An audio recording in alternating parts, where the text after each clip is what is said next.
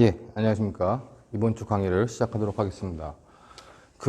이번 주부터는 개인적 법익에 관련된 제 중에서 재산적 법익에 관련된 제, 절도, 강도, 사기, 공갈부터 해가지고 쭉 나가도록 하겠습니다.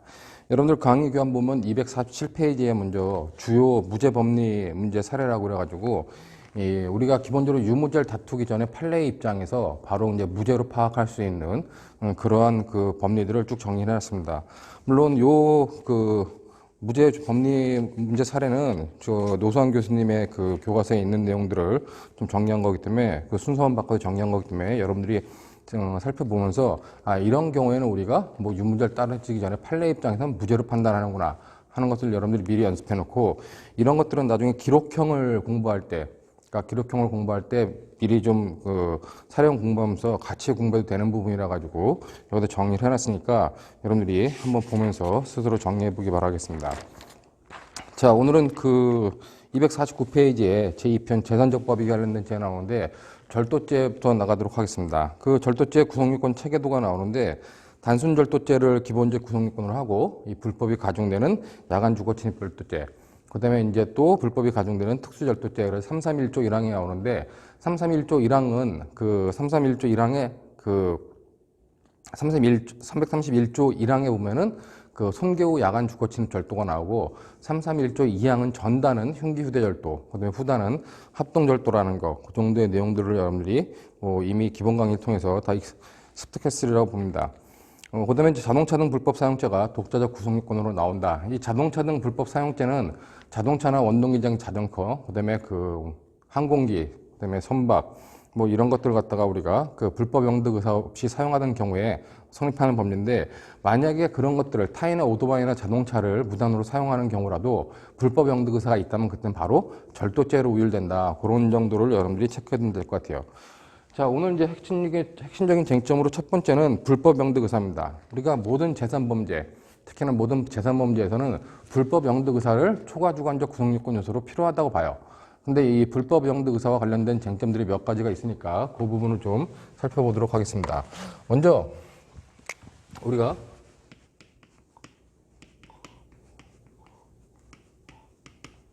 불법 영득 의사다 그랬을 때 불법 영득 의사는 두 가지로 이루어지죠. 즉 권리자 배제 의사와 그다음에 소유권 향유 의사라고 하는 두 가지 요소로 이루어져 있습니다. 즉 권리자 배제 의사라고 하는 것은 기본적으로 소극적 요소고, 이걸 우리가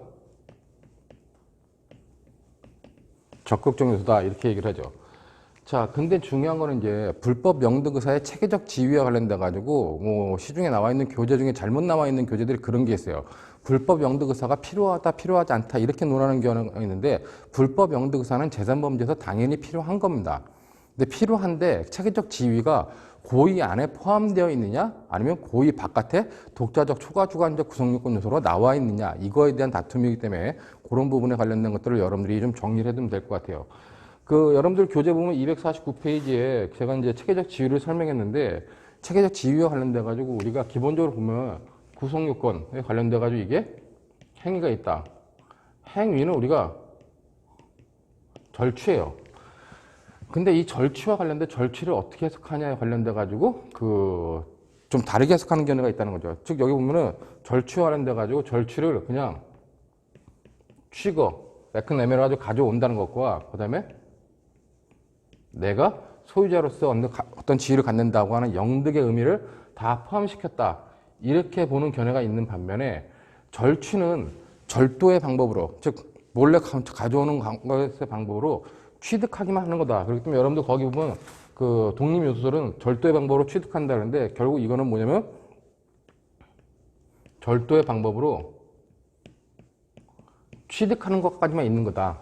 그리고 여기에 여기에 영득이란 거는 여기에 없다는 겁니다. 즉 절취의 개념을 이렇게 보는 견해, 아니면 이렇게 보는 견해 두 가지가 있어요. 그러면 우리가 여기 고의가 있다 그랬을 때, 고의는 어떤 인식과 의사를 하는데, 고의가 인식과 의사를 했을 때 그 인식하는 건 객관적 구성요건 요소 전체를 인식한다 그랬습니다. 자, 그럼 여기서 고의의 내용으로 이 취거와 영득 관련된 즉 고의에서 인식 플러스 의사. 이 추거에 관련된 인식과 의사가 필요한 거죠. 이 추거에 관련된 인식과 의사가 필요하고, 그 다음에 이 영득에 대한 불법 영득 의사라는 것이 필요하다. 그래가지고 이 고의에는 이렇게 인식, 의사, 불법 영득 의사라고 하는 것까지 포함시켜 봐야 된다 하는 게 이 고의 요소설의 입장입니다. 자, 그러나 이제 이렇게 보는 견해는 절취할 때 절은 훔치는 방법으로 취득하는 거다. 관련돼가지고 여기서 이제 내가 소유자로서 어떤 지위를 갖는다는 영득은 없다는 거 보기 때문에 이때 고의는 당연히 그냥 인식 플러스 의사다. 그렇기 때문에 인식 플러스 의사이기 때문에 이 고의 이외의 초과 주관적 구성요건 요소로서 불법 영득 의사라고 하는 것이 하나 더 필요하다라고 보는 게 독립요소설의 입장입니다. 물론 지금 이렇게 보는 견해가 소수의 입장인데 제가 볼 땐 타당한 입장은 이게 타당한 거죠. 이렇게 보는 게 타당해요. 그렇기 때문에 초과 주관적 구성요건 요소로서 고의 이외에 이런 고의 이외에 불법 영득 의사를 필요로 하는 견해가 타당하다. 이렇게 여러분들이 보시면 될 것 같습니다. 영득에 관련돼 가지고 이제 여러분들 교환 보면은 그 다음 페이지에 250페이지에 보면은 250페이지에 보면은 이제 절취의 영득을 포함하더라도 영득은 적극적 요소만을 갖는다. 근데 관련돼 가지고 그럼 이 절취라 할 때 이 절취에 어떤 영득에 있어서의 그 요소를 포함한다 할지라도 그것들은 뭐다? 거기 나오는 것처럼 적극적 요소인 소유권 향유 의사만을 존재시키는 것이지 어떤 권리자를 배제시키려고 하는 그런 소극적 요소 이런 것들은 포함시킬 수 없다. 결론적으로 그러기 때문에 이 견해가 타당하다 이렇게 보면 될 것 같아요. 그렇기 때문에 불법 영득 의사의 체계적 지위와 관련돼 가지고 불법 영득 의사가 필요 없다는 견해는 틀린 견해예요. 그렇다면 불법 영득 의사는 당연히 필요한데 고의에 포함시켜 볼 것이냐 아니면 고의와 독자적 요소로 볼 것이냐 이렇게 보는 것을 여러분들이 좀 바라보면 될 것 같고 이거는 절도죄, 강도죄에서 그렇습니다. 근데 횡령죄가 하면 달라지죠. 횡령죄는 왜냐면은 관련돼 가지고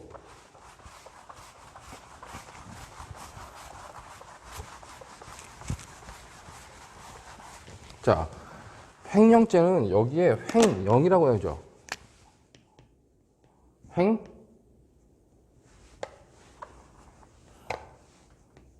횡령이라는데 이 영이 바로 영득을 말하는 것이죠. 그렇기 때문에 여기 고의는 인식과 의사, 즉 인식과 의사는 반환을 거부한다는 횡령에 대한 인식과 의사와 영득에 대한 불법 영득 의사라는 것이 당연히 필요로 하게 된다는 겁니다. 그렇기 때문에 고의와 관련돼 가지고 이 불법 영득 의사가 절도죄와 강도죄에서는 초과 주관적 구성 요건 요소로서 독자적으로 나오지만 횡령죄나 배임죄에서는 이렇게 관련돼 가지고 불법 영득 의사가 고의에 포함시켜서 들어가 있다. 그것들을 여러분들이 절도죄와 횡령죄와의 구별점으로 좀 봐두시면 될 것 같습니다. 자, 우리가 기본적으로 이 불법 영득 의사와 관련돼 가지고는 이렇게 내용이 뭐냐? 불법 영득 의사에서의 내용은 이렇게 소극적 요소로서 권리자를 배제시킨다. 근데 이 배제시킨다는 건 뭐예요? 이 배제시킨다는 건 일시적 배제가 아니라 영원히 배제시킨다는 의사를 말하는 거죠. 그렇기 때문에 이 권리자 배제 의사가 바로 무슨 것과의 구별점이 된다? 바로 사용절도와의 구별점이 된다는 겁니다. 그다음에 이제 소유권 향유 의사라는데 이 소유권 향유 의사라고 했을 때 소유권을 진짜로 갖는 게 아니죠. 내가 소유자처럼 활동하겠다. 즉 사용 수익 처분권을 내가 스스로 향유하겠다 하는 그런 향유 의사를 갖다가 소유권 향유 의사라고 하는데 이 부분은 뭐다? 이 부분은 바로 손괴죄.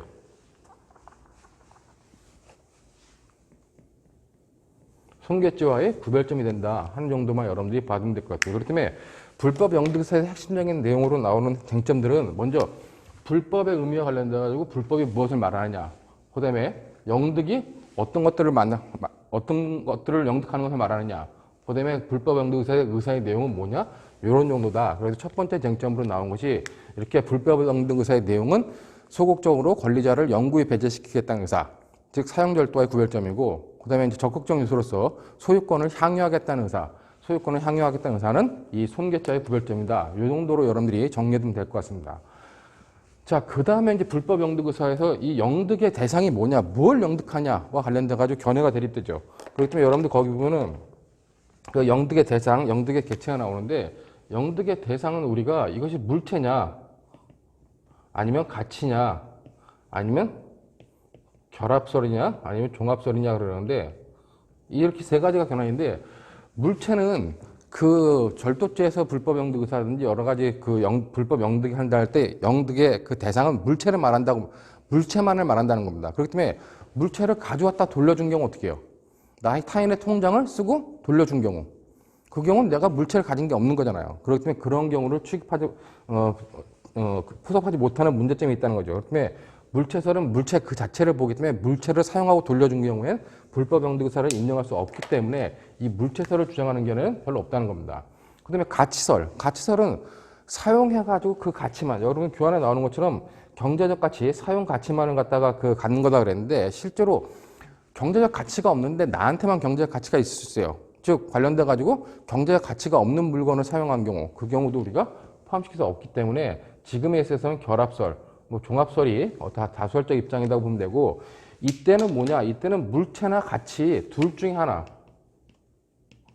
물체 또는 가치 둘 중에 하나만이라도 영득하면 우리가 그것을 영득이라고 보겠다는 겁니다. 그래서 물체를 갖든지 아니면 그 가치를 갖든지 하는 그런 둘 중에 아무것이라도 가지면 우리가 영득했다고 보는 것을 우리가 결합설 아니면 종합설이라고 봐요. 근데 이제 이때 가치는 경제적 가치를 말하는데 이때 이제 다수설적 입장, 판례 입장인 이 가치는 뭐다? 물체 또는 가치에서 이 가치는 우리가 어떤 특수한 기능적 가치를 말하는 거죠. 특수한 기능적 가치를 말하는 거기 때문에 실제 경제적 가치가 있다 없다 그런 것을 논하는 것과는 좀 다르다. 그런 의미로 여러분들이 영득과 관련된 요 내용들을 좀 정리해 두면 될 것 같아요. 즉 이 부분과 관련돼 가지고 가장 많이 나오는 논점 관련돼 가지고 통장을 사용하고 통장을 타인의 그 서랍에서 통장을 빼다가 통장으로 예금을 인출했습니다. 인출하고 통장을 다시 갖다 놓은 경우 그때 과연 불법 영득 의사가 있겠느냐 관련돼 가지고 이 결합설 입장에서는 그때는 불법 영득 의사가 있다고 봐요. 왜냐면 통장이 갖는 특수한 기능적 가치가 뭐냐면 예금 금액의 잔고 증명 기능이 있다는 거죠. 통장에 100만 원이 찍혀 있었어. 근데 내가 50만 원을 찾아 쓰고 50만 원이 밖에 안 남아있는 통장을 갖다 놨습니다. 그럼 통장에는 50만 원어치의 어떤 기능적 가치가 그 예금을 증명하는 그 기능적 가치가 감소됐기 때문에 그때는 우리가 불법 영득 의사가 있다고 보는 겁니다. 그렇기 때문에 타인의 통장을 가져와서 예금을 인출한 다음에 통장만 돌려놨다 할지라도 그거는 우리가 기본적으로 절도죄가 된다 이렇게 보는 거죠. 그것과 다르게 통장이라든가 아니면 통장과 다르게 신용카드라든가 예금카드, 어떤 현금 인출카드를 사용하고 돌려놓은 경우엔 어떠냐 관련돼 가지고 신용카드를 사용하고 돌려놓거나 아니면 예금카드를 사용하고 돌려놨다 할지라도 그 예금카드라든가 아니면 현금카드, 신용카드 자체는 뭐다? 그거는 어떤 금액을 증명하는 그런 특수한 기능적 가치들이 없다는 겁니다. 그렇기 때문에 그 관련돼 가지고 신용카드를 아무리 쓴다 할지라도 신용카드에서 어떤 금액을 증명하는 기능이 떨어지지 않죠. 현금카드를 쓴다 할지라도 현금카드에 관련돼 가지고 현금카드가 가지고 있는 어떤 그 금액에 대한 증명적 가치가 떨어지지 않는다는 겁니다. 그렇기 때문에 그런 경우는 사용하고 돌려놓더라도 단순히 사용절도에 불과하고 불법 영득에서 영득의 대상이 없었다. 이렇게 여러분들이 구별하면 될 것 같아요.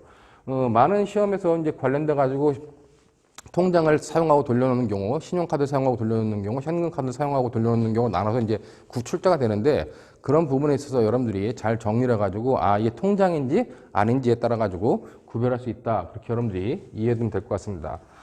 자, 그런 의미로 이제 영득의 대상과 관련돼 가지고 보면 되고, 그 다음으로 이제 마지막으로 불법 영득 의사에서 이 불법이 무엇을 말하느냐와 관련돼 가지고 이때 불법은 우리가 수단의 불법을 말한다 하는 견해와 그 영득의 불법을 말한다. 이렇게 두 가지 견해가 대립하죠. 즉 수단의 불법을 말한다. 그래서 여기서 말하는 불법이라는 건 수단의 불법. 내가 어떤 물건을 가져오는데 그 수단 자체가 불법적이면 불법 영득 의사가 있다 해서 불법을 말한다는 겁니다. 이게 우리가 판례의 입장이고 소설의 입장이죠. 그러나 이제 영득의 불법을 말하는 건 어떤 그 법질서 전체의 관점에서 봤을 때 나한테 그 물건을 가져올 권리가 있으면 그땐 불법 영득 의사에 불법이 없다라고 판단하는 영득의 불법설이 좀 다수의 입장이라고 판단합니다. 근데 여러분들이 사례형 문제를 풀 때는 웬만하면 판례 입장에 따라 풀어쓰는 게 편해요. 근데 이 경우는 판례 입장이 수단의 불법이기 때문에 수단의 불법을 따라가라는 게 아니라 타당한 측면에서 봤을 때 이 수단의 불법설이 훨씬 더 타당하다는 얘기입니다. 왜냐면 영득의 불법설은 타당하지가 않아요. 자, 무슨 말이냐. 내가 타인의 물건을 가져와. 타인의 물건을 가져온다는 거는 내가 저 사람한테 그 물건을 반환받아야 될 권리가 있어. 근데 저 사람이 안 줘. 안 주니까 내가 가서 몰래 그 사람의 집에 가서 그 물건을 그 사람 몰래 가져왔습니다. 자, 나한테 가져올 권리가 있기 때문에 내가 가져온 경우. 그때 보면 뭐요? 영득의 불법설 입장에서는 영득 자체가 불법하지 않다. 내가 가져올 권리가 있었기 때문에. 그렇기 때문에 그때는 영득의 불법설 입장에서는 불법 영득 의사가 없다고 보는 겁니다. 그러나 수단의 불법설 입장에서는 저 사람 나한테 아무리 가져올 권리가 있다도 저 사람 몰래 가져오면 어떻게 해요? 저 사람 몰래 가져오는 건 수단이 불법한 거기 때문에 그때는 불법 영득 의사가 있다고 보고 그때는 절도죄로 의율한다는 거예요. 자, 근데 이 영득의 불법설의 가장 큰 문제점은 뭐냐면은 나한테 가져올 권리가 있어서 정당하다, 가져올 권리가 없어서 정당하지 않다. 이 부분을 판단하는 거는 어디서 판단하는 거예요? 여러분들이 범죄는 구성요건에 해당성, 위법성, 책임에 해당하는 것들을 우리가 범죄로 본다 그랬습니다. 자, 그러면은 자, 구성요건은 어떤 사회적으로 금지하거나 요구하고 있는 것들을 그 일반적으로 그다음에 그 개괄적으로 법전에 써놓은 거 이걸 우리가 구성요건이라 해요. 자, 그럼 구성요건에 해당하는 행위가 법질서에 반하냐 반하지 않느냐 하는 것들을 평가하는 걸 우리가 위법성이라고 합니다. 근데 지금 불법 영득사는 어디 있는 거예요? 우리가 기본적으로 객관적 구성요건 요소와 주관적 구성요건 요소를 알 때 여기 고의가 있고 그다음에 우리가 여기에 불법 영득 의사가 있다고 얘기를 합니다.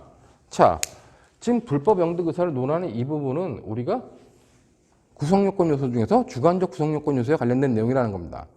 나한테 정당한 권리가 있다 없다, 내 행위가 법질서에 반한다 반하지 않는다라고 하는 판단은 어디서 해야 되는 거예요? 바로 이 위법성 단계에서 판단해야 된다는 거죠. 그렇기 때문에 영득의 불법설은 이 단계에서 파악해야 될 거 가지고 여기서 파악하는 논리 체계상의 체계적이거나 논리적으로 문제가 있다. 그렇기 때문에 불법 영득 의사에서 불법이라고 하는 것은 수단의 불법으로 볼 수밖에 없다. 이렇게 여러분들이 정리해두면 될 것 같습니다. 그렇기 때문에 여러분들 교환해 보면은 그 평가 부분에 전체 법질서의 관점에서 내려지는 부정적 가치 판단은 위법성 단계에서 하는 것이다. 여기서 한다는 얘기예요. 그러므로 영득의 불법설은 체계 모순을 드러내는 문제점이 있다.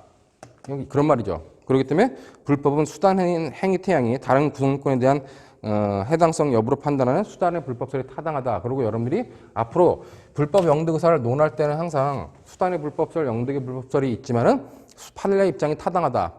타당한 거는 관련돼 가지고 그 행위의 어떤 그 행위가 법질서에 반하냐 반하지 않는 평가는 위법성 단계에서 하는 거기 때문에 주관적 구성요건 요소인 여기에서는 수단의 불법으로 판단하는 것이 타당하다. 이렇게 여러분들이 정리하면은 뭐 불법 영득 의사와 관련된 논점들은 다 정리가 되리라고 봅니다. 자, 근데 여러분들 여기서 하나 주의해야 될 게 뭐냐면은 이건 지금 절도죄에서 강도죄에서의 불법 영득 의사예요. 만약에 이 불법 영득 의사와 관련돼 가지고 횡령죄로 가면 어떻게 돼요? 아까 횡령죄 관련돼서 횡령죄의 기본적 개념은 여러분들이 자신이 보관하는 타인의 재물이죠. 자기가 어떤 그 위탁관계, 신임관계에 의한 위탁관계에 의해서 타인의 재물을 보관하고 있는 자가 그 보관하고 있는 재물을 자기가 반환하지 않는 겁니다. 자, 그렇기 때문에 기본적으로 재물이 누구한테 있어요? 나한테 있다는 거죠. 그렇기 때문에 영득의 불법 자체가, 그 수단의 불법이라는 거, 가져온다는 자체의 불법이라는 게 있을 수 있습니까? 없습니까? 있을 수 없죠. 이미 나한테 와 있는 거야. 그러기 때문에 관련돼 가지고 횡령죄에서는 어떻게 한다? 횡령죄에서는 이것이 만약에 횡령죄에서는 당연히 영득의 불법설이 타당하다는 겁니다. 왜냐하면 나한테 그것을 계속 가지고 있을 권리가 있느냐 없느냐를 따지는 영득의 불법설이 타당하고 수단의 불법성은 타당하다 타당하지가 않더라 따질 필요가 없다는 겁니다. 왜? 이미 내가 타인의 물건을 가져올 때 불법이냐 아니냐를 따질 필요 없이 나한테 물건이 와 있기 때문에 그렇다는 거죠. 그렇기 때문에 여러분들이 불법 영득의사와 관련돼 가지고는 절도죄에서의 불법 영득의사와 횡령죄에서의 불법 영득의사가 좀 다르다 하는 정도로 여러분들이 잘 좀 이해해 두길 바라겠습니다.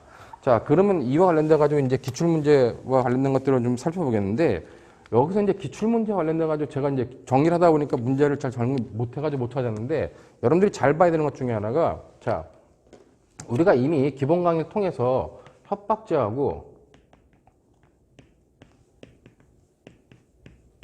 공갈죄로 배웠어요. 자, 협박이라고 하는 것은 협박죄에서 협박이라는 거는 그 상대방한테 공포심을 유발시킬 만한 그 공포심을 가질 만한 해악을 고지하는 거. 그게 협박이죠. 자, 공갈죄는 뭐예요? 공갈죄에서는 폭행이나 협박으로 타인의 재물을 갈취하는 겁니다. 재물의 생산을 갈취하는 거예요. 자, 근데 어떤 사람이 관련돼 가지고 어떤 사람이 타인한테 야, 돈 내놔. 안 그러면 내가 너를 해코지 하겠어. 공포심을 가질 만한 해코지를 하겠다고 얘기해놓고 돈을 요구했습니다. 자, 그랬을 때 그래가지고 사람이 돈을 받았어요. 돈을 받았다 아니면 돈을 못 받았다는지 관련돼 가지고 봤을 때 만약에 관련돼 가지고 이 불법 영득 의사와 관련돼 가지고 수단의 불법설과 영득의 불법설의 가장 큰 차이가 나는 게 내가 저 사람의 돈을 협박을 해가지고 돈을 받았지만 실제로 나한테 돈을 받을 권리가 있었다고 가정을 하면 어떻게 되냐. 나한테 돈을 받을 권리가 있는데 단지 돈을 안 주니까 돈을 달라고 협박을 사용했다. 그랬을 때 영득의 불법설 입장에서는 뭐예요? 영득의 불법설 입장에서는 협박죄밖에 성립 안 한다는 겁니다. 왜? 공갈죄에서는 불법 영득 의사가 필요한데 불법 영득 의사에서 영득의 불법을 볼 때는 나한테 받을 권리가 있다는 거죠. 그렇기 때문에 그때는 영득의 불법설 입장에서 협박죄만 성립한다는 얘기예요. 자, 그러나 이 수단의 불법설 입장에서는 뭐예요? 내가 아무리 받을 권리가 있다 할지라도 내가 받을 때 그 수단이 불법했다. 상대방한테 협박을 가서 돈을 받았다면 그 불법 영득 의사가 있는 거고 불법 영득 의사에 의해서 돈을 받았다면 공갈죄가 성립할 수 있다는 거죠. 그렇기 때문에 수단의 불법설 입장에서는 공갈죄가 성립한다. 영득의 불법설 입장에서는 협박죄가 성립한다. 즉, 이 케이스를 여러분들 잘 받으면서 내가 돈을 받을 권리가 있는데 친구가 돈을 안 주니까 친구한테 협박을 해가지고 돈을 받아낸 경우, 협박만 한 경우 협박죄. 그 다음에 돈을 못 받았다. 그럼 영득의 불법설 입장에서는 그냥 협박죄만, 공갈죄에서는 공갈 미수죄가 성립하죠. 돈을 받았을 때는 영득의 불법설 입장에서는 협박죄만, 돈을 받았기 때문에 공갈 기수가 된다. 그런 차이가 있다는 걸 여러분들이 좀 정리해서 살펴봐두시기 바라겠습니다. 자, 우리가 기출문제로서 불법 영득 의사와 관련된 기출문제는 뭐 많이 나왔는데 첫 번째 기출문제, 변호사 시험에 나왔던 기출문제는 17년도 6회 변호사 시험에 나왔던 부분입니다. 근데 이 부분은 이미 우리가 저기 그 자구행위에서 제가 설명을 했었죠. 자구행위 우리가 교과서 80페이지 보면은 이미 거기서 설명했는데 관련돼 가지고 그 밑줄친 부분에 취기가 오른 을은 새벽에 택시를 타고 귀가했으나 갑은 만취하여 의식을 잃은 채 술집 소파에 잠들어 버렸는데 술집 사장 정은 갑의 주머니에서 현금 200만 원을 발견하고 술값 100만 원을 꽂아갔습니다. 자, 정이 갑의 주머니에서 정은 술값을 100만 원 받을 게 있어. 근데 갑의 주머니를 뒤져보니까 200만 원이 있으니까 그 200만 원을 발견하고 술값 100만 원을 가져간 겁니다. 이와 관련돼 가지고 우리가 이제 절도죄가 성립할 수 있겠느냐와 관련돼 가지고 기본적으로 이 정의행위는 절도죄의 구성 요건에 해당하죠. 자, 절도죄의 구성 요건에 해당한다고 봤을 때 절도죄의 구성 요건을 본다면은 자, 절도죄에서는 객관적 구성 요건 요소와 주관적 구성 요건 요소가 있을 때 고의가 인정된다.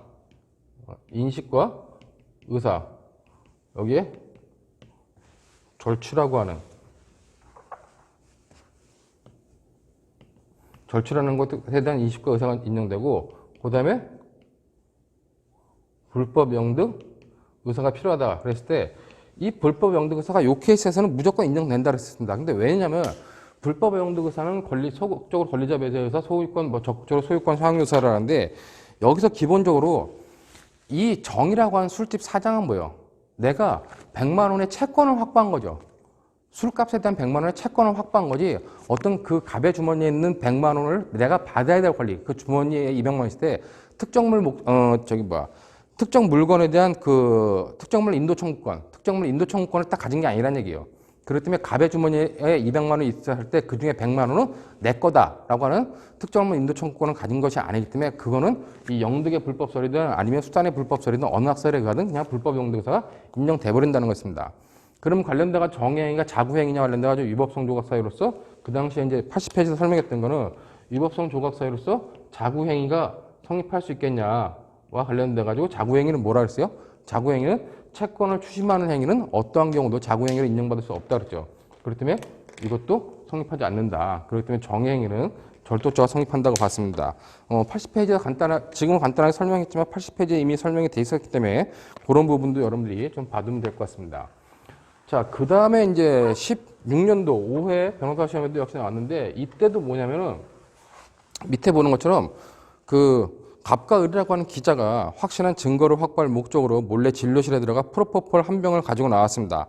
자, 이때 이제 이런 사실에 대해서 갑과 을에게 성립 가능한 죄책을 제시하고 변호인의 입장에서 갑과 을의 무죄를 주장하는 논거를 제시하시고 그랬어요.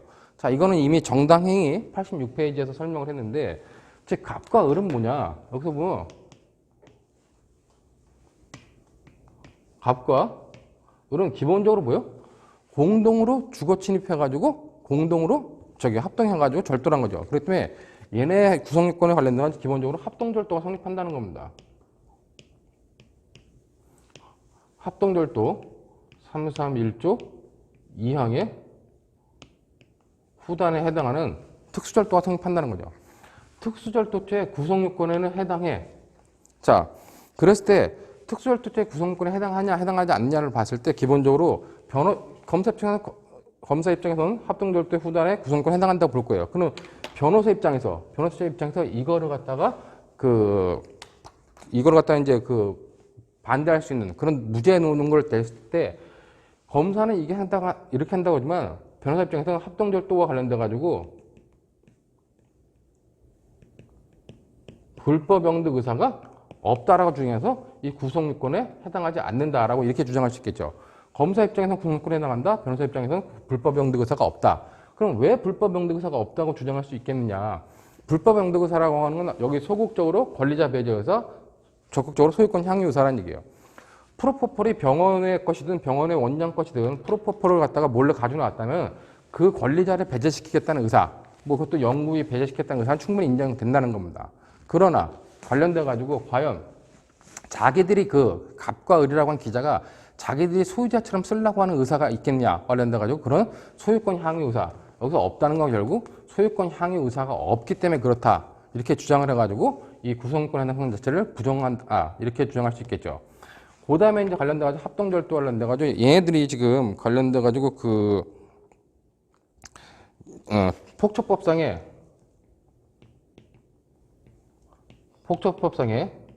공동 주거 침입을 한 거죠. 자, 이 공동 주거 침입에 구성권에 해당한다. 근데 이제 위법성 관련돼 가지고 위법성이 인정되겠느냐 관련돼 가지고 변호사 입장에서는 뭘 주장한다? 관련돼 가지고 이 위법성이 조각된다. 왜? 정당행위다. 정당행위라는 걸 주장할 수 있다 그랬죠.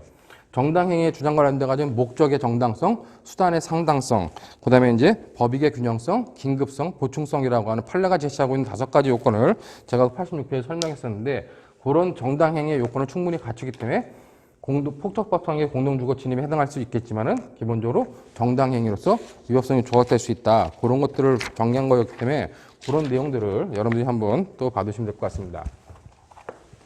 자, 그 다음에 이제 모의시험 관련된 건 17년도 모의시험에 관련된 나왔던 부분인데 17년도 모의시험 보면은 갑은 메스암페타민을 구입하기 위해 노모 A의 예금 통장을 몰래 가지고 나와 ATM기에 넣고 비밀번호를 무작위로 입력하는 방법으로 1억 원을 자기 계좌로 이체하는 데 성공한 후 통장을 원래 자리에 갖다 놓았습니다. 자, 여기서 이제 갑의 죄책 관련돼 가지고 요 밑줄친 부분에 갑의 죄책 보면 여러분들 딱 보면 되겠죠. 여기서 지금 통장을 사용했다는 건 통장에서 예금을 인출한 다음에 통장을 반환했다는 겁니다. 자, 아까 뭐라 그랬어요? 불법 영득의사에서 영득은 결합설 입장에서는 뭐라 그랬습니까? 물체 또는 가치고 그때의 가치는 특수한 기능적 가치를 말한다. 예금 통장은 예금을 증명하는 그런 특수한 기능적 가치가 있기 때문에 예금 증명 기능이 그만큼 감소했기 때문에 그때는 불법 영득에서 영득을 인정할 수 있다 그랬죠. 그렇기 때문에 예금 통장 관련돼 가지고 여기 보면은 그 예금 통장을 사용하고 돌려놓은 것은 불법 영득 의사가 있기 때문에 절도죄에 해당할 수 있다는 거예요. 자, 그 다음에 또 ATM기에서 자기의 돈을 노모의 돈을 1억 원을 자기의 예금 계좌로 이체했습니다. 우리가 이거는 나중에 보면 되겠지만 컴퓨터 사용 사기죄가 충분히 성립한다고 보는 거죠. 돈을 인출하면 어떻게 해요? 인출하는 건 자체가 절도죄가 되겠지만은 그것을 인출하지 않고 자기의 계좌로 계좌 이체하는 경우는 컴퓨터 사용 사기죄에서의 구성요건에 충분히 해당한다. 그렇기 때문에 여기서 갑의 죄책 관련돼 가지고는 쟁점 정리를 보면 되겠지만은 쟁점 정리 2가지가 나왔지만 예금 통장에 돈을 인출하고 반환하는 행위와 관련된 예금 통장에 대한 절도죄가 성립한다. 관련해서 여러분 그 다음 페이지 보시면 역시 결국 소극적 요소로서 권리자의 배제 의사, 그다음에 이제 적극적 요소로서 소유권 향유 의사를 의미한다와 관련돼 가지고 판례와 통설은 종합설 아니면 결합설의 입장이라 가지고 여기서 이제 예금 통장이 갖는 특수한 기능적 가치, 즉 예금 금액을 증명하는 것을 감소시킨 것이므로 불법 영득의사가 인정돼 가지고 통장에 대한 절도죄가 성립한다고 보는 겁니다. 자, 이제 중요한 거는 이제 노모하고 이 사람은 뭐요? 이 사람은 그 통장에 대해서는 뭡니까? 통장에 대해서는 노모하고 이 사람 간의 친족 관계이기 때문에 거기 보면 처럼 정의 행위는 절도죄의 구성권에 해당합니다. 그러나 이제 갑은 그 피해자 A의 친아들로 직계비속에 해당되어 뭐 334조 및 328조 1항의 친족 상들에 대하여 형은 면제된다. 친족 관계이기 때문에 그 형은 면제된다. 그렇게 보면 되고 1억 원을 이체한 행위와 관련된 죄책 관련돼 가지고 컴사기가 성립해요. 험사기가 성립하는데 이때는 이제 친족 상도례가 적용되지 않겠죠. 왜냐하면 험사기에 이제 관련자들은 행위자와 즉 행위자와 노무와 은행이라고 하는 3자가 있기 때문에 3자 간에 다 친족 관계가 있을 때만 친족 상도례가 적용되기 때문에 이 경우에 안 된다. 그런 의미로 여러분들이 관련돼 가지고 불법 영득 의사와 관련된 내용을 보면 되고 여기 아직 기출 문제와 모의 시험 기출 문제는 안 나왔지만은 불법 영득 의사와 관련돼 가지고 가장 빈번한 케이스 아니면 가장 전형적인 케이스는 친구한테 돈을 받을 권리가 있는데 친구가 돈을 안 주니까 협박을 해서 돈을 받아낸 경우 그 경우에 관련돼 가지고 영득의 불법설 아까 불법 영득의사의 불법을 할 때 영득의 불법설 입장에서는 그냥 협박죄만 성립한다. 그러나 수단의 불법설 입장에서는 협박이라고 하는 불법적 수단을 사용했기 때문에 그때는 공갈죄가 성립한다. 그 차이점을 명확히 보고 판례 입장에 따라 여러분들은 항상 공갈죄가 성립한다는 쪽으로 잘 정리를 해두면 될 것 같습니다. 자, 이 정도로 해서 우리가 불법 영득의사와 관련된 내용을 마쳤고, 그러면 다음으로 이제 뭐 절도죄의 기본적인 그 뭐 구성요건이라든가 쟁점들은 여러분들이 뭐 기본 강의를 통해서 이미 다 설명을 했었기 때문에 기본 강의를 통해서 나머지 부분들은 여러분들이 보충하면 될 것 같아요. 자, 여기서 이제 두 번째 쟁점으로 나오는 것은 그 253페이지에 나오고 있는 그 야간 주거 침입 절도죄죠. 자, 여러분들이 우리 형법에는 그 329제 절도죄가 있고 330조에 야간 주거 침입 절도죄가 있습니다. 즉 야간에 타인의 주거에 침입하여 절도를 한 경우는 우리가 좀 더 가중 처벌을 하고 있는 것이죠. 자, 근데 이와 관련돼 가지고 야간 주거 침입 절도죄와 관련돼 가지고 야간의 의미가 뭐냐? 뭐 이거는 우리가 천문학적 기준설이 당연히 타당합니다. 심리학적 기준설을 취하는 교과서의 학설상으로는 뭐 심리학적 기준설이 있긴 하지만은 그것들은 그냥 뭐 설명을 하는 거 뿐이고 실제로 주장하는 학자는 없다. 그렇기 때문에 천문학적 해석설이 타당하다. 이제 중요한 거는 야간에 주거 침입을 해야 되냐, 아니면 야간에 절도를 해야 되냐, 아니면 주거 침입과 절도를 다 야간에 해야 되냐. 이 야간이 어디에 걸리냐와 관련돼 가지고 항상 논란이 되었다는 겁니다. 그렇기 때문에 우리가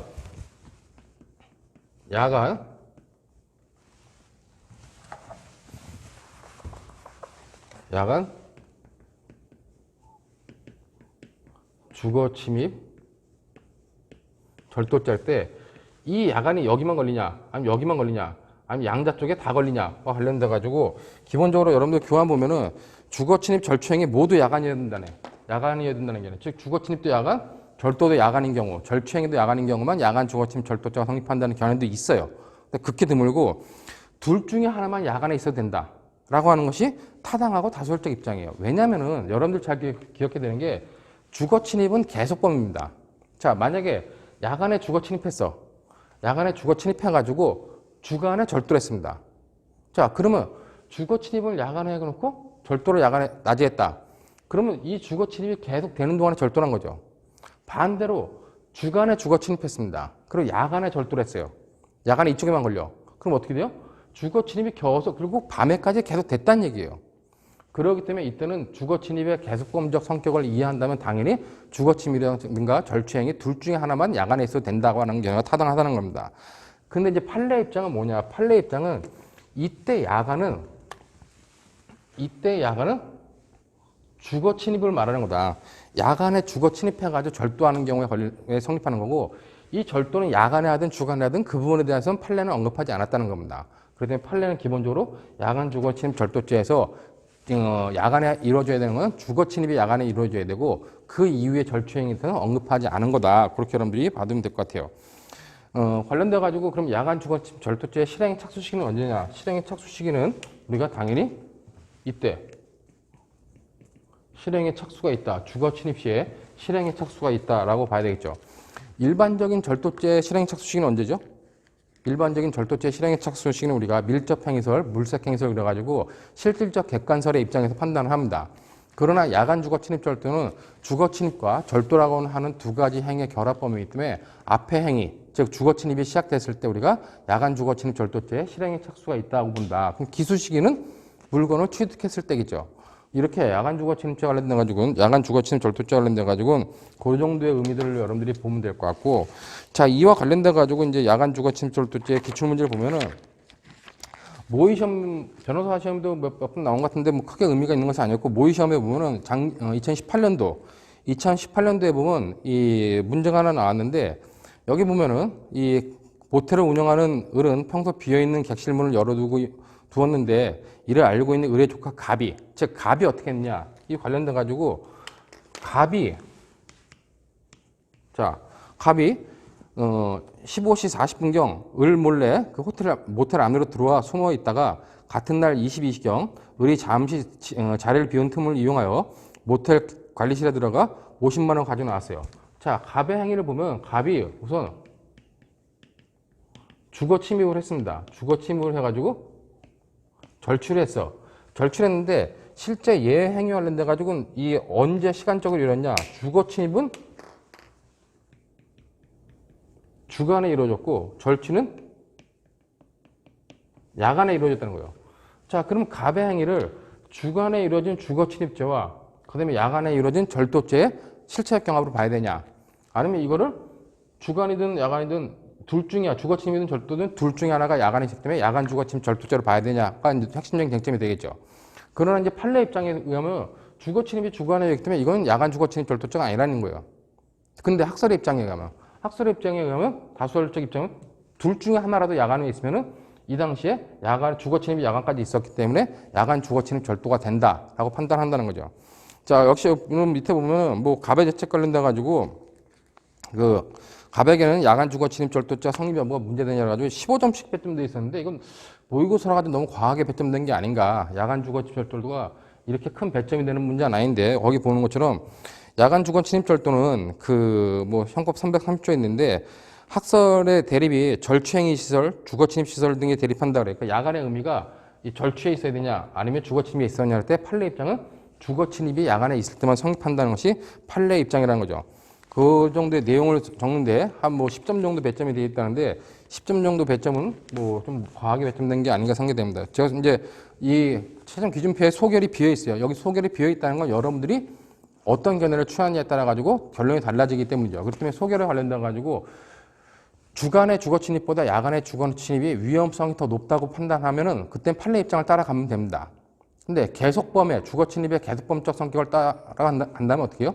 그때는 야간이든 주간이든 주거 침입이든 절도든 둘 중에 하나만이라도 야간에 있으면 그땐 야간 주거 침입 절도죄가 성립한다. 이렇게 보는 견해를 따라가면 돼요. 그때 소결은 변하는데 그렇게 여러분들이 둘 중에 하나 어느 것으로 가는지 따라가서 정리하면 되고, 그러면 관련돼 가지고 사안의 해결 부분이 나오는데, 뭐 사안의 해결 관련돼 가지고는 그 뭐 절취행위 시설을 따르면 뭐 둘 중에 하나만 있어도 된다. 그런 견해에 따르면 그냥 야간 주거 침입 절도죄가 성립한다. 이렇게 보면 될 것 같습니다. 그러나 이제 판례 입장에 따르면 어떻게 해요? 이건 주간에 주거 침입해 가지고 야간에 절취한 거기 때문에 주거 침입죄와 절도죄의 실체적 경합이 된다. 그렇게 여러분들이 받으면 되겠죠. 그다음에 이제 갑과 을은 뭐요? 갑과 을은 조카 관계이기 때문에 거기 보면 고소가 있어야지만 처벌할 수 있는 친족상도례가 적용된다. 그렇게 여러분들이 받으면 될 것 같습니다. 자, 그리고 이제 그 병의 죄책이 나오는데 여기서 뭐냐면 이제 그 을이 조카인 갑이 자기 돈을 훔쳐가니까 자기 모텔에서 근무했던 병에 대해서 이제 그 모텔 조카한테 가서 좀 혼내줘라. 조폭 출신인 거 그랬죠. 그 병한테 좀 혼내주라 그랬지만 병이 이제 그 다음날 모텔에 그 조카 집에 앞에 가가지고 지금도 그때 그 약속이 유효하냐 그랬지만 그 을이 절대 하지 말라. 그래가지고 이제 공범관계 이탈, 즉 공모관계 이탈이 아니라 교사를 했다가 나중에 철회하는 공범관계 이탈 문제가 나왔던 건데, 자, 이랬을 때 이제 병이 실제로 이 을의 집에 들어가가지고 어떤 그 돈을 요구하게 돼요.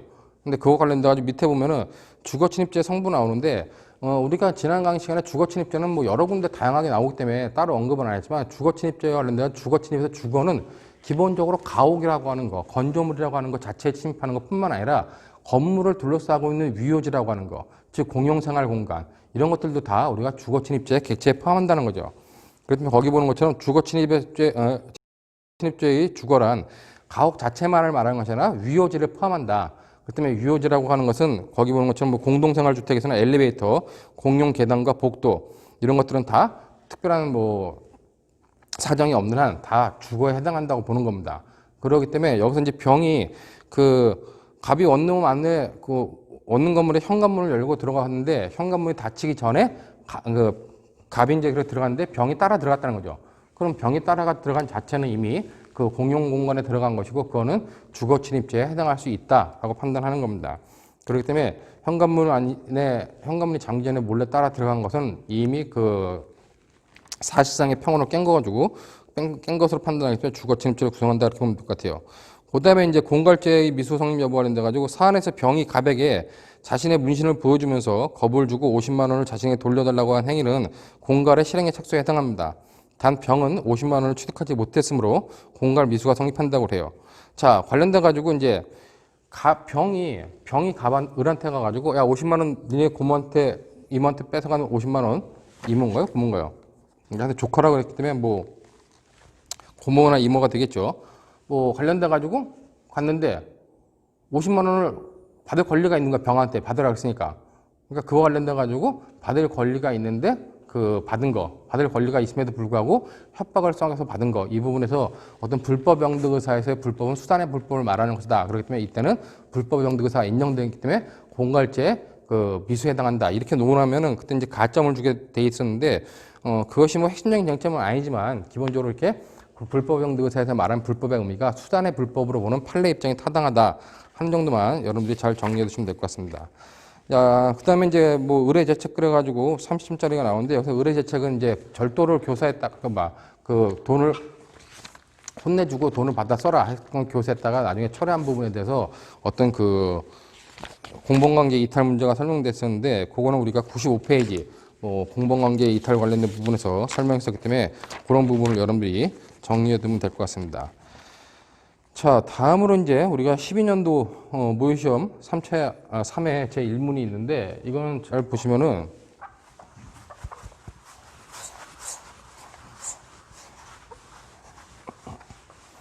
전형적인 야간 주거 침입 절도 관련된 것들인데 여기 보면 갑은 밀수업자 A의 집에서 밀수품을 훔쳐 팔기로 마음 먹고 그다음에 친구 을에게 A의 물건을 함께 훔쳐 나눠 갖자고 제안하고 을은 이를 승낙했습니다. 즉 갑과 을은 어떻게 해요? 갑과 을은 서로 밀수업자의 물건을 갖다 훔쳐 팔자 이렇게 하고 얘기를 하고 승낙한 겁니다. 그러고 나서 쭉 읽어보면 다음날 갑과 을은 밤 10시경 A의 아파트 주변에서 만나 A가 집을 비운 것을 확인한 후 갑이 아파트 지하 주차장을 통해 계단을 올라가 A의 집에 가서 물건을 훔치고 을은 망을 보면서 주변에서 자동차를 대기시켜 놓고 있다가 갑이 물건을 훔쳐서 도주하기로 공모했어요. 자, 갑과 을이 공모를 했는데 기본적으로 보면은 갑과 을이 어떤 범죄를 공모했죠. 자, 결국 밤에 야간 주거 침입 절도하고 그다음에 합동절 특수절도를 갖다가 공모한 겁니다. 근데 이 계획에 따라 이제 실제로 해야 되는데 이에 따라 지하 주차장에 들어간 갑은 시설물을 수리하고 있는 아파트 관리 직원들이 눈에 띄지 않게 주차장 모퉁이에 숨어서 보수가 끝날 때까지 한참을 기다리고 있었어요. 자, 관련돼 가지고 둘이 가가지고 얘는 주거에 침입을 하고 얘는 망을 보기로 한 거예요. 망을 보기로 했는데 침입을 해왔는데 얘가 침입한 장소는 뭐다? 위요지였죠.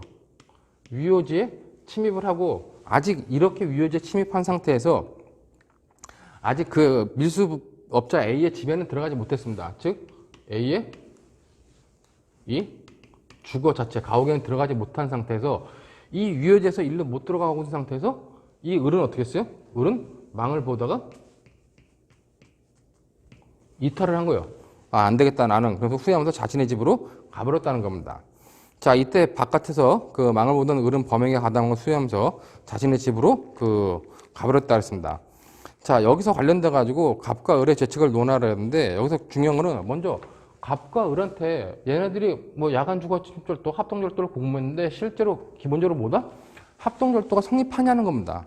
합동절도가 성립한지 봐야 되고 합동절도가 성립하지 않는다면 이 갑이 야간에 저 아까 밤 10시 되면 야간에 여기 침입해가지고 물건을 가져 나온 것이 과연 야간 주거 침입 절도죄가 성립하느냐와 관련돼 가지고 봐야 된다는 겁니다. 자, 기본적으로 우리가 합동절도 여러분들이 이제 실행의 착수 시점을 잘 봐야 되는 것 중에 하나가 우리가 330조 그러니까 329조에 그 단순절도가 있죠. 단순절도죄는 우리가 실질적 객관설에 의해서 실질적 객관설의 입장에서 밀접행위설입니다. 밀접행위설 아니면 물색행위설이죠. 330조는 야간 주거 침입은 뭐요? 실행 착수가 주거 침입 시예요. 자, 그럼 331조는 331조 1항 2항이 있어. 여기 송계호 야간 주거 침입 절도가 있고 그다음에 흉기 휴대 절도가 있고 그다음에 합동 절도가 있습니다. 자, 이걸 다 우리 특수절도 방법이라고 그러죠. 얘네들은 언제냐? 얘네들은 실질적 객관설의 입장에 의해서 실질적 객관설의 입장에서 그냥 일반적인 절도죄 실행의 착수와 동일하다는 거예요. 단지 주거 침입만 뭐다? 주거 침입만 야간 주거 침입 절도죄만 주거 침입이 실행의 착수 시점이라는 겁니다. 자, 그러면 여기서 지금 즉 갑과 을이 야간 주거 침입 절도와 합동 절도를 공모했어요. 합동 절도를 공모했다면 뭐요? 합동 절도 실행의 착수가 인정되냐는 겁니다. 즉 합동절도 실행의 착수는 실제로 물건을 찾기 시작할 때 물건을 찾기 시작하거나 아니면 그 물건을 물색할 때 밀접한 행위가 있을 때 그때 실행의 착수가 있는 거예요. 근데 아직 갑의 행위는 A의 주거 자체에는 못 들어가고 A 주거가 딸려있는 위요지, 주차장에만 들어가 있는 상태인데 얘가 어떻게 했어요? 얘가 이 상태에서 얘는 망을 보다가 들어갈 때까지 망을 보다가 일로 이탈해버렸다는 겁니다. 그러면 지금 갑과 을은 합동관계가 인정돼야 안 돼요. 갑과 을은 합동범에서의 합동이라는 건 시간적, 장소적 협동을 말하는데 이때 갑과 을은 아직 시간적, 장소적 협동관계를 갖기 전에 이 을이 이탈해버렸다는 겁니다. 그럼 갑과 을 사이에는 합동범에서의 합동의 요건, 즉 시간적, 장소적 협동관계가 인정되지 않는다는 거죠. 그렇기 때문에 여러분들 거기 256페이지 보면 갑의 죄책 관련된 특수절도죄의 성립 여부 관련돼 가지고 기본적으로 실행의 착수, 이런 331조의 실행의 착수는 일반 절도죄 실행의 착수와 똑같기 때문에 갑과 을은 실행의 착수 전에 을이 떠나버리기 때문에 합동절도죄가 성립하지 않는다는 겁니다. 자, 그렇기 때문에 기본적으로 257페이지 그 위에서 한 4번째, 5번째 줄 보면 사안에서 갑이 A의 아파트 지하 주차장에 숨어 있는 동안에 을은 바깥에서 망을 보고 있다가 집으로 가버렸으므로 이는 합동절도의 실행의 착수에 이르기 전에 갑과 을이 시간적, 장소적 협동관계가 해소된 것이다. 그러므로 합동절도는 성립하지 않는다는 거예요. 자, 그러면 갑은 야간에 우리가 밤에 지금 이 위요지에 침입해가지고 결국 A의 주거에 들어가서 물건을 가져 나오게 되죠. 여기 보면 이제 관련돼가지고 그 밑에 보면 갑은 주차장에 들어가서 이제 그 뭐 밀수한 보석들을 담아가지고 바깥으로 나왔습니다. 자, 중요한 건 이제 갑 행위 자체만, 갑 예행위만 놓고 봤을 때 얘는 과연 이 330조에서 말하는 야간 주거 침입 절도죄가 성립할 수 있겠냐는 겁니다. 야간 주거 침입 절도 실행 착수 시점은 언제라고요? 그건 주거 침입 시작돼요. 그러면 이 주거에 포함되어 있는 위요지에 침입했을 때 이때에는 야간 주거 침입 절도의 실행 착수가 인정돼요. 자, 그 다음에 얘가 실행 착수가 인정된 다음에 A의 집에 들어가서 밀수품을 가져 나왔습니다. 그러면 기본적으로 야간 주거 침입 절도죄에 기수가 된다는 거죠. 문제는 밀수업자가 가지고 있는 밀수품이 절도죄에서의 객체, 재물에 포함될 수 있겠냐 관련돼가지고 무조건 포함된다고 보면 됩니다. 여러분들이 그 뭐 금제품에 대해서 견해가 나눠진다 그러는데 여러분 금제품도 뭐 점유만 소유만 금지되어 있는 거, 점유까지 금지되어 있는 거 이렇게 나누지만은 실제로 금제품에 대해서는 무조건 절도죄 객체된다 이렇게 보는 게 논리적으로 타당해요. 왜냐하면은 자, 나한테 점유가 금지되거나 나한테 소유가 금지되어 있는 거지 국가의 소유나 국가의 점유가 금지되어 있는 건 아니란 얘기예요. 절도죄는 타인의 재물, 타인 소유의 타인 소유, 타인 점유의 물건을 내가 절취해 오는 거기 때문에 그때 타인은 나든 국가든 상관이 없다는 거죠. 그렇기 때문에 밀수품에 가지고 있는 물건이라 할지라도 금제품이라 할지라도 무조건 절도죄에 객체된다 이렇게 보면 된다는 얘기입니다. 그렇기 때문에 갑이 위요지에 들어가고 A의 주거에 들어가서 밀수품을 가지고 나온 행위는 이미 그거는 야간 주거 침입 절도죄에 해당한다. 그렇게 여러분들이 보면 될 것 같아요. 그렇기 때문에 257페이지에 야간 주거 침입 절도죄 성립 여부 관련돼 가지고 밀수분 및 절도죄의 객체인 타인 소유의 재물에 해당하느냐. 뭐 학설은 긍정설, 부정설, 절충설을 나누지만 판례 입장은 거의 뭐 그냥 긍정설 입장이라고 보면 되는 겁니다. 그렇기 때문에 당연히 거기 보는 것처럼 긍정설의 입장이어 가지고 검토 및 사안에 보면 밀수품의 경우에도 그것이 몰수되기 전까지는 A의 소유 또는 누군가 타인의 소유권이 인정되는 재물이라고 보아야 된다. 그리고 몰수되더라도 뭐요? 몰수되면 국가의 소유자 점유죠. 그렇기 때문에 당연히 절도죄에 객체가 된다. 그다음에 야간 주거 침입죄에서 야간에 해당하느냐 관련돼 가지고 기본적으로 얘네는 밤에 야간에 침입했죠. 야간에 침입하고 야간에 절도했기 때문에 야간의 의미는 크게 뭐 문제되지 않을 거다. 그렇기 때문에 야간 주거 침입 절도죄가 성립할 것이다. 그렇게 여러분들이 보시면 될 것 같습니다. 그렇기 때문에 관련돼 가지고 지금 뭐 이 갑의 행위 관련돼 가지고 야간 주거 침입 절도죄가 성립한다. 그럼 이제 의뢰 행위 관련돼 가지고 뭐냐? 의뢰 행위 관련돼 가지고는 갑한테는 야간 주거 침입 절도가 성립한다 했을 때 을이 이탈을 했어요. 이탈을 한 시점이 언제냐? 이탈의 한 시점이 야간 주거 침입을 한 다음에 이탈을 했죠. 그러니까 여기 보면 망을 보다가 이탈을 했는데 이탈의 의미를 좀 보면 위요지에 침입한 다음에 망을 보다가 얘가 이렇게 이탈을 하게 됩니다. 결국 이 이탈 관련돼 가지고 얘가 어떤 그 공모관계 이탈이 인정되겠느냐 아니면 중지미수가 인정되겠느냐 관련돼 가지고 기본적으로 거기 보는 것처럼 258페이지 보는 것처럼 을의 이탈이 야간 주거 침입 절도죄 실행 착수 이후냐 이전이냐 했을 때 기본적으로 이 유효주도 주거 침입의 객체에 포함되기 때문에 여기에 들어간다면 이탈이기 때문에 이거는 공모관계 이탈이 아니라는 거죠. 그렇기 때문에 그 경우에 관련돼 가지고는 야간 거기 뭐 사안에서 259페이지 보면 판례 밑에 사안에서 아파트의 지하 주차장은 A의 주거 계단 등으로 연결되어 있는 유효지다. 그러면 이제 두 번째 줄 끝에 보면 따라서 갑이 절도주의 목적으로 아파트의 지하층에 숨어 들어간 시점에 야간 주거 침입 절도죄 실행의 착수가 인정된다.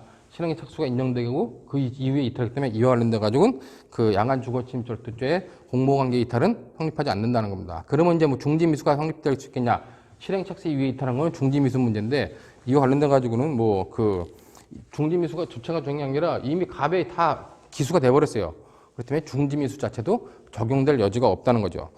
그런 의미로 여러분들이 그 야간 주거 침입 절도죄와 관련된 내용들을 뭐 정리하시면 될 것 같습니다. 자, 이제 뭐 관련돼 가지고 그 절도죄와 관련돼 가지고 또 하나 문제가 있는데 요거는 시간이 많이 흘렀으므로 잠시 쉬었다가 또 다시 살펴보도록 하겠습니다.